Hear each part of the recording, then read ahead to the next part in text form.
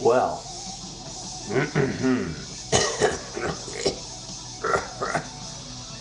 friends, it's come high time I talk to you about a seemingly trivial bit of nonsense that, when we look deeper into it, is quite a sad statement about the wonderful world of punk. On a recent Saturday night, I found myself along with Michelle at a Rancid show. I guess it was Irving Plaza, New York City. Just being called the Fillmore that particular evening. I don't know why. Now, let's forget the fact that in the lobby, I was trying to approach Lars Fredrickson. The lobby was vacant. He was there with a bunch of really well-dressed, wealthy-looking biker friends, and I seemed rather preoccupied with them. But it's not like I went rushing in. I was like, oh, hey, as he was getting ready to go, I was just, hey, Lars, how you doing? Threw out a hand quick. And, just kind of brushed past me and threw out a hand. And a ridiculously soft and well-manicured hand as he brushed past me. And I'm only guessing here. He was probably going to get some groupies maybe, or whatever drug he's on that helped him drop the weight that he seems to have lost, maybe about 100 pounds, I guess. Mind you, this is a band that prides itself on its relationship with its fans, as documented in all these photos you see, on their websites. The fans, all the fans seem to be like the perfect punk archetype. Rich enough to look like a twat. But that, my friends, is not the main issue here. Take a moment to ponder the punk ideal. Not bowing to the orders of the masses, to authority, to rock idols.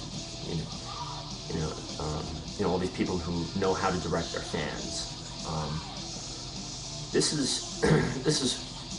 is about what it was like at a show where a band was roused from conversation at the keg or bar to play their set, after which it was, back into the crowd to pick up where they left off. Case in point, even with a bigger band, I went to see Bad Religion a while back, and Jay Bentley was out back, with a compound bow shooting at pictures of Matt LeBlanc, and I walked right up and we were just hanging out, whatever. Inside the venue, half of them were at the bar and we're all just chit-chatting. No one's being like, oh, let me get your autograph. It was just, it was much like a community. Oh, hey, I gotta go do the show, and I'll be back later. And that's the way it is. Even with basement shows, it's like you're all there and no one cares who's who. It's just everyone's everyone, and we just kind of do our thing, and it's really cool. And it's it feels like a family. And the most elaborate thing on a stage is a banner, maybe with the band's name, maybe roadies if they have any, and usually they don't look like ex-CIA, So, okay, so you've got that memory or image, right? All right, now dig on this for a second. The first band was Bomb the Music Industry that night, who I realized later.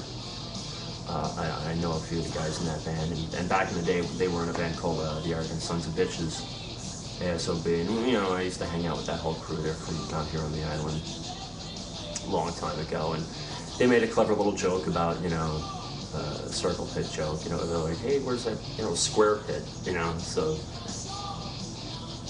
I thought that was clever because it goes to the point that I'm about to make.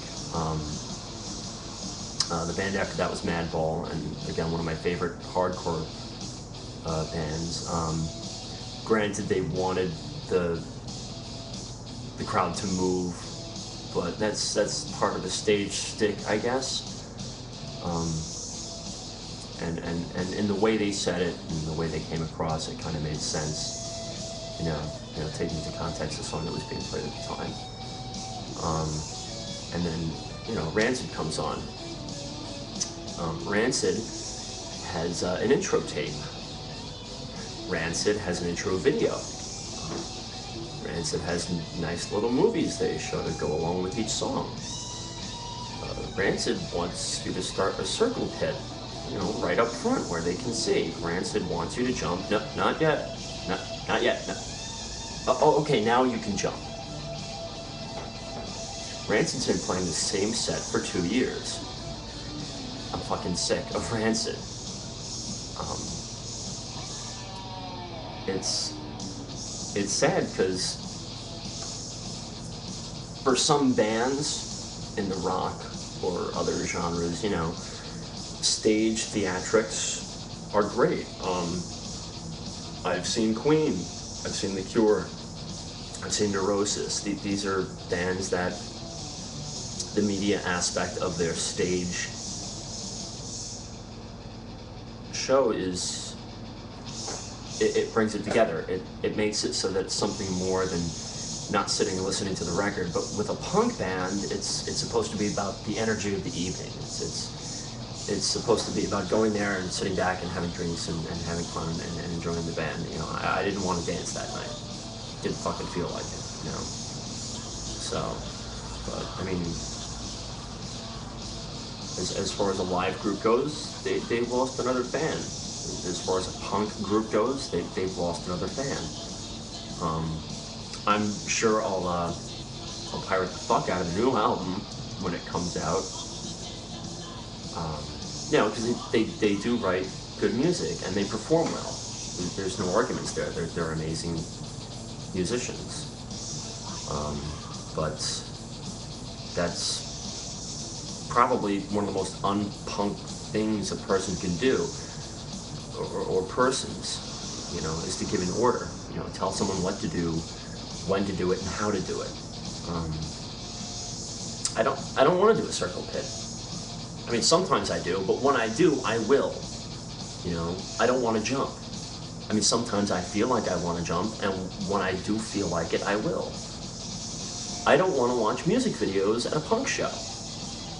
You know, I want to go and have fun, listen to some good music, have a drink, dance, if and when I feel like it. You know? So fuck Rancid, fuck you very much. And I'm sure the 2 people that watch this video, you know, well, for you 2 people, I'd say that the next time some asshole tells you when and how to dance, don't just do it, you know, do it if you want.